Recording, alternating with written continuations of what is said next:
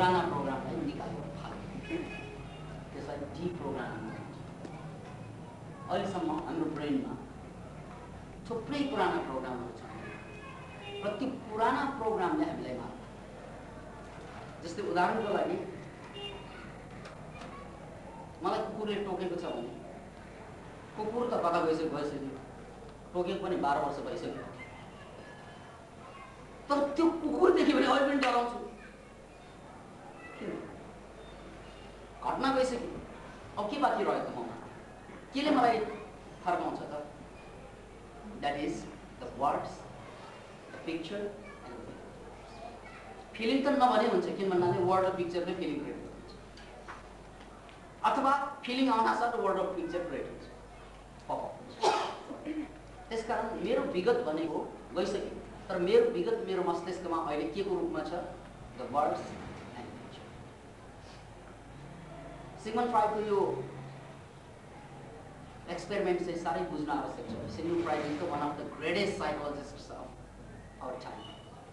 र फ्राइडले के देखे भन्नाले एकजना उनको पेसेन्ट, उनले जहिले पनि पुड्को र मोटो मोटो मान्छे देख्यो भने डराउने पनि उसलाई डायरियै हुने, शान्तिमा डराउनु हुने।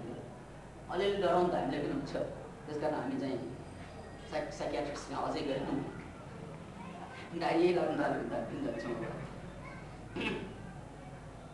र त्यहाँबाट भएन भने अनि विकास आनन्दका पठाइदिन्छ। अझै प्रायः मान्छे साइकियाट्रिस्ट कहाँबाट फर्केका हामीहरू कहाँ हुन्छन् अनि बडो रमाइलो कुरा, त्यो मान्छेले कुनै पनि मोटो मोटो पुड्को मान्छे देख्यो भने डर लाग्ने, कहिलेकाहीँ पिसाबी गर्दैन, कहिलेकाहीँ डायरिया हुने। त्यो किन भयो त भनेर खोज गर्दै गर्दै जाँदा सिगमन्ड फ्राइडले एउटा गजबको कुरा पत्ता लगाएको के त भन्नाले त्यो व्यक्तिलाई सानो उमेरमा उनको काका अङ्कलले थर्काउने गर्थ्यो। त्यो अङ्कल अहिले मरेको 20 वर्ष भयो, मोटो मोटो पुड्को अङ्कल त भइसक्यो। अब त्यो फिचर, त्यो आकार प्रकारको मान्छे देख्न साथ चस्किन्छ। तपाईँहरूले पनि एक्सपिरियन्स गर्नुहोस् त लाइफमा, तपाईँलाई ठ्याक्कै ठर्काएको मान्छे मरिसकेको पनि होला अथवा जिउँदै पनि होला। कहिलेकाहीँ बाटोमा जाँदाखेरि पछाडिबाट त्यही फिचरको मान्छे देख्यो भने ढकढक यहाँ मुटु गर्नु हुँदैन त्यस्तो। यद्यपि त्यो मान्छे चाहिँ होइन त्यो।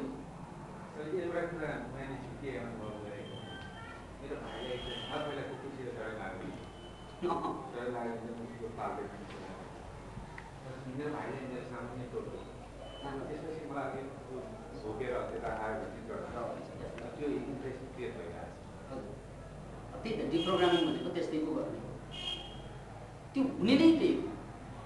किन भन्नाले तपाईँले कुकुरले भाइलाई टोकेको देख्दाको जुन पिक्चर, जुन भाइ चिच्याएको, रोएको, कराएको फिलिङ, त्यो जम्मै गएर माइन्डमा प्रिन्ट भयो। त्यो पनि कुन माइन्डमा त भन्नाले सबकन्सियस माइन्ड। दुर्भाग्यवश बडा गजब छ। कन्सियस माइन्डमा प्रिन्ट भएको भए फालिदिन्छ कन्सियस माइन्डले। कन्सियसले त तर्क गरेर जान्छ। कन्सियस माइन्ड त यति पावरफुल हुन्छ, कसैले आएर तपाईँले जे भने पनि तर्क गरेर फालिदिन्छ, तर सबकन्सियसले तर्कै गर्छ। किनभने सबकन्सियस माइन्ड राइट ब्रेनको स्फियर पर्यो। राइट ब्रेनमा वर्ड हुँदैन, वर्डको ट्रान्सलेटिङ हुँदैन। त्यसकारण मैले अघि भने नि आचार्यको कुरा गर्दा यो आचार शब्दबाट, किन भन्नाले आचारमा शब्द हुँदैन, व्यवहार हुन्छ, फिलिङ हुन्छ। त्यो डाइरेक्ट सबकन्सियस माइन्डलाई अपिल गर्छ, शब्दले गर्दैन। त्यसैले तपाईँलाई कसैले कसरी व्यवहार गरेको छ द्याट इज मोर इम्पोर्टेन्ट। किन हो त भन्नाले उनले के भनेको छ त्यो त बिर्सिएला, तर कसरी व्यवहार गरेको छ जहिले पनि छाप पर्छ। कुकुरले टोक्दा भाइलाई टोकेको देख्नु भयो तपाईँले, त्यो छाप पर्छ।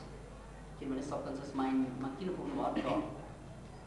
एउटा कुरा याद राख्नुहोस्, जब जब तपाईँ नेगेटिभ इमोसनल हुन्छ त्यो बेला पनि तपाईँ सबकन्सियस माइन्ड हुनुहुन्छ, यो बेला पनि नेगेटिभ के अरे सबकन्सियस माइन्ड। कतिपय मान्छे त सकले महान बनाइदिए कति, जस्तै गेराल्ड क्रुसेट र पिटर डी हर्कस अफ हल्यान्ड। उनीहरू दुवै पेन्टिङ गरिरहेको थिए, वालमा खसे 4 तल्लाबाट 5 तल्लाबाट, अस्पतालमा 3 दिनसम्म कौमा बेहोस। चौथो दिनमा नर्सले चाहिँ नारी छाम्न आउँदाखेरि सिस्टर तपाईँको ब्याग हराएको होइन भनेर सोध्छ बा। ल यो कोमामा बस्ने 3 दिनदेखि हिजो तपाईँको ब्याग हराएको होइन भनेर सोध्छ। शेषतर्फ 3 छ त अझ 4 छक्कै भयो होला। के भन्नाले यो मान्छे 3 दिनदेखि यहाँ छ। अनि सोध्छ सिस्टरले, ओहो हो त नि हराएको, कसरी थाहा भयो? तपाईँले मेरो हात समाउन साथ झलक्कै याद। ल भन्नु त ब्याग अहिले कहाँ छ? हात चाहिँ समाउनुहोस् त मेरो हात। साँच्चै हात समाउन साथ झलल पिक्चर आयो। त्यो कहाँ छ त भन्नाले रेलवे स्टेसनमा बाई मिस्टेक चाहिँ त्यहाँ म्यानेजर के अरे त्यो किपरले लगेर राखिदिन्छ। गएर हेर्नुहोस् भनेको ठ्याक्कै ब्याग भेट्टा। पिटर देहर्कोस र गेरार्ड क्रोसेटको कुरा। अब त्यो कहाँबाट आयो त क्यापासिटी भन्नाले खसेको बेलाबाट आएको सब। ओहो यस्तो आउने त्यो भन्दै फेरि 4-4 तल्लाबाट हाम फाल्दैमा आउने भयो। नियम त बनाउनु भयो नि। किनभने त्यो 4 तल्लाबाट खसेपछि होसो हवास जान्छ नि तपाईँको। लखतम भनेको बेलामा विचार बुद्धि तर्क गर्ने जम्मै ब्ल्याक आउट। अनि के त भन्नाले ओन्ली फिलिङ। त्यो फिलिङले तपाईँको मस्तिष्कको कुन पार्टलाई हिट गर्छ? यदि त्यो फिलिङले पोजिटिभ पार्टलाई हिट गर्यो भने that becomes part of your life. नेगेटिभलाई गर्यो भने द्याट बिकम्स पार्ट। त्यो बेलामा इन्फर्मेसन पनि जान सक्छ फिलिङकै रूपमा। इन्फर्मेसन के त भने ल खत्तम भन्यो भने त्यो खत्तमकै फिलिङ जान्छ होइन। अर्कै पोजिटिभ भयो भने पोजिटिभ गएर पनि बस्छ। त्यसकारण सबकन्सियस माइन्ड भनेको फिलिङ भएको कारणले गर्दा एउटा कुरा याद राख्नुहोस्, यो साइको साइबरनेटिक्स भनेर तपाईँले यो भिजुअलाइजेसन गरेर मात्रै प्रोग्राम गर्नु पर्दैन। जब जब तपाईँ इमोसनल हुन्छ त्यो बेला गिभ अ पोजिटिभ इन्फर्मेसन। एउटा लेटेस्ट मोडलमा मेडिकल साइन्समा एउटा नयाँ कुरा आइरहेछ। पहिला मेडिकल साइन्समा के भनिन्थ्यो भने स्वास्थ्यको आधार निद्रा। मैले पनि त्यो स्वास्थ्य रहस्यमा त्यही लेखेछु। स्वास्थ्यका थुप्रै आधार छन्, त्यसमध्ये एउटा निद्रा हो। निद्रा पुगेन भने त्यसको मानसिक समस्या सुरु हुन्छ, त्यसका शारीरिक समस्या पनि सुरु हुन्छ। त्यसका निद्रा त कुनै पनि हालतमा पुर्याउनु पर्छ भन्ने कुरा यो सामान्य कुरा सत्य हो यो पनि, तर सामान्य सत्य। तर निद्रा नपुगेको कारणले नै महान बनेका थुप्रै मान्छे पनि पाए। निद्रा उसलाई रातभरि निद्रा लाग्दैन, त्यसकारण महान बन्यो। किन त भनेर रिसर्च गर्दा निद्रा नपुगे बेलामा राति उसले कस्तो इन्फर्मेसन क्रिएट गर्छ भने छटपटिरहेको हुन्छ नि त्यो बेला। यदि पोजिटिभ इन्फर्मेसन क्रिएट गर्छ भने पोजिटिभ हुने रहेछ, नेगेटिभ क्रिएट गर्यो भने नेगेटिभ हुने रहेछ। That was the point. अब त्यो त मेरै जीवनबाट पनि सिद्ध भइदिएछ। किन भन्नाले आज आइतबार होइन,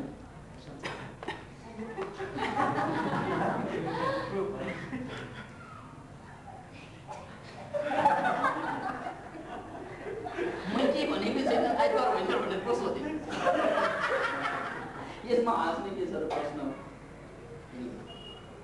अब मेरो राति प्रोग्राम हुन्छ 11 बजेसम्म रहन्छु म त्यहाँ।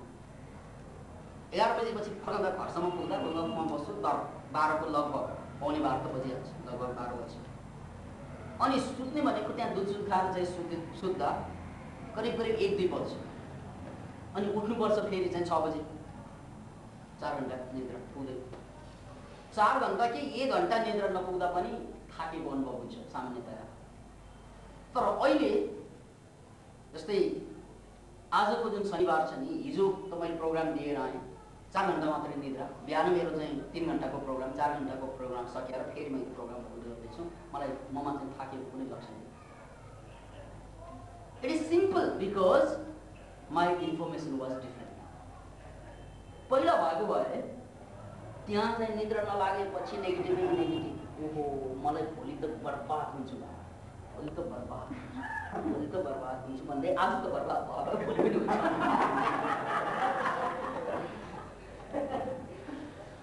पहिला धेरै पहिला। अनि मैले चाहिँ यो प्रोग्राममा गएर अहिले के इन्फर्मेसन दिन्छु भन्नाले निद्रा गाह्रो हुन्छ त्यहाँ, बिहान उठ्न झनै गाह्रो। अनि इन्फर्मेसन के दिन्छु भने मलाई चाहिँ यो हप्तामा एकपल्ट जति कम निद्रा लाए पनि टाढा हुन्छु।